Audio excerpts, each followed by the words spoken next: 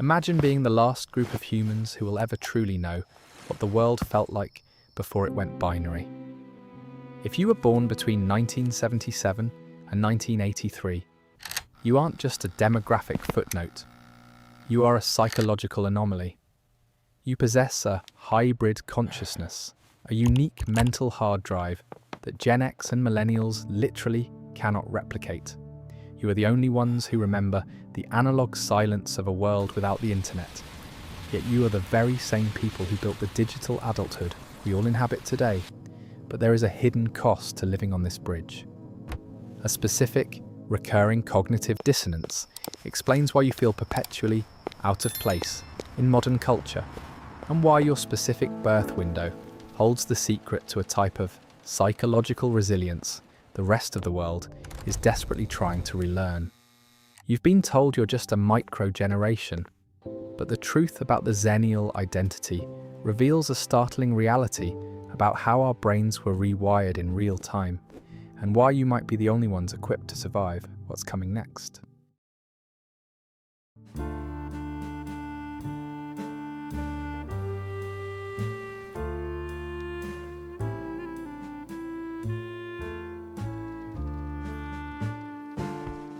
To understand this cognitive dissonance, you have to look at the exact moment your brain was doing its most critical developing.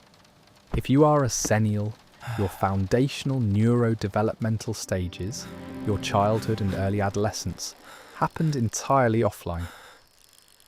Your brain was physically wired for linear thought, deep focus, and delayed gratification. You memorized landline numbers, navigated the agonizing boredom of a rainy Saturday without a screen, and relied on pure instinct to get home before the streetlights came on. But right as you hit your late teens and early 20s, the exact moment you are forming your adult identity, entering college, or joining the workforce, the world flipped a switch. The dial-up tone started. You didn't just grow up with the internet, you were the involuntary beta testers for the modern digital age. You had to manually upgrade your own cognitive software in real time.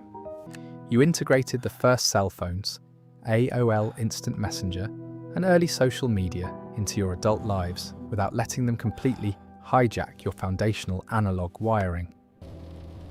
This duality is the source of your profound, unspoken isolation.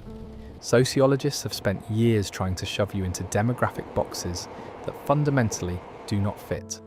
You are told you're either a cynical, latchkey Gen Xer defined by apathy, or a hyper-connected, participation trophy Millennial.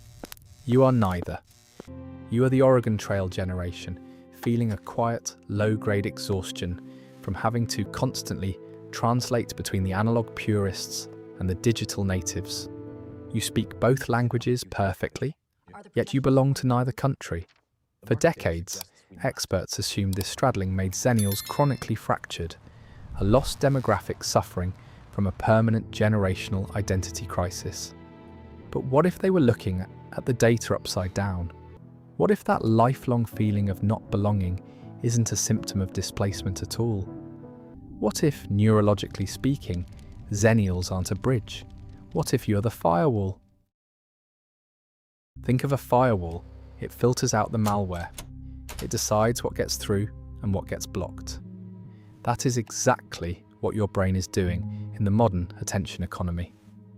While younger generations are drowning in the algorithmic deep end, anxious when disconnected, paralyzed by infinite choice, you have a biological kill switch. You know how to unplug. You know that silence isn't an error code, it's a baseline feature. You physically remember that life existed and thrived without a glowing rectangle in your pocket. That memory is your psychological armor, but wearing that armor every single day is exactly why you're so exhausted. You aren't just surviving the digital age, you are managing it for everyone else. Look at the modern workplace. You are the ultimate generational translator. You have to decode the rigid, hierarchy-obsessed emails of older management, then immediately pivot to navigate the fluid, boundary-pushing Slack channels of Gen Z. You pacify the analog purists while mentoring the digital natives. You literally hold the modern corporate ecosystem together. It's a superpower, but it's also a massive trap. You are carrying the unseen emotional labor of two fundamentally incompatible eras. When younger millennials demand deeper purpose and Gen X demands strict compliance, you are the ones caught in the crossfire, negotiating the peace treaty. You succeed because your Oregon Trail upbringing taught you to troubleshoot with zero hand-holding. If the wagon broke, you didn't watch a YouTube tutorial, you figured it out, or you died of dysentery. You apply that same brutal pragmatism to modern life, making you hyper-competent. But hyper-competence has a dark side. When you fix everything, society expects you to fix everything. You have become the designated adults in a room full of people screaming over the cultural thermostat. This creates a relentless, specific burnout isolated entirely to your birth years. It's why you harbour a secret, desperate fantasy to just drop off the grid, throw your smartphone into a river, and leave the group chat forever. Yet you never do. You stay plugged in.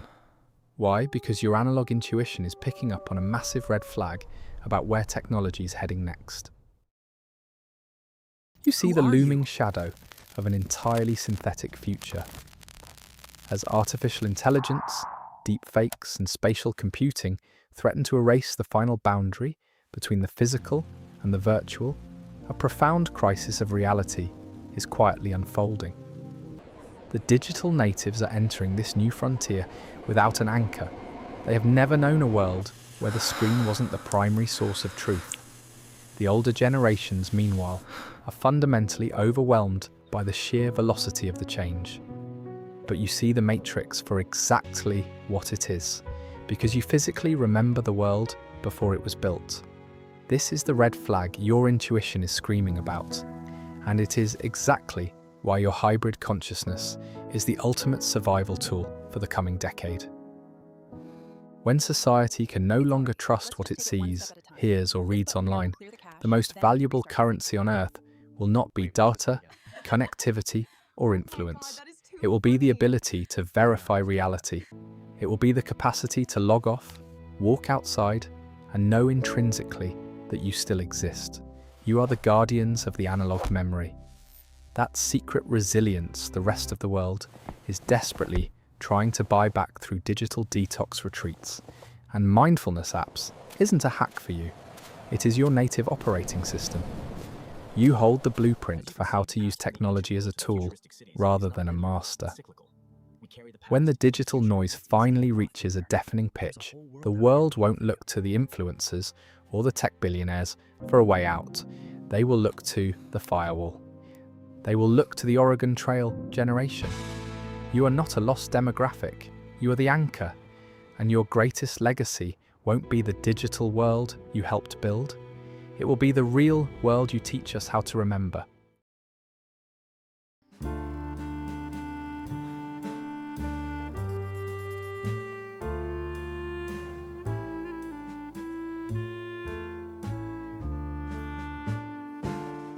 This legacy of remembrance is not a passive burden. It is an active mission that requires us to stay tethered to the truth. If the intuition that brought you to this moment feels less like a coincidence and more like a directive, then this is where we synchronize.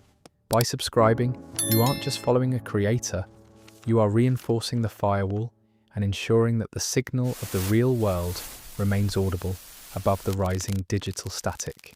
We are documenting the blueprint for a future that still has a pulse, and your presence is the anchor we need. To understand the specific mechanisms being used to blur your perception of what is real, click the video on your screen now. Let's make sure the memory survives.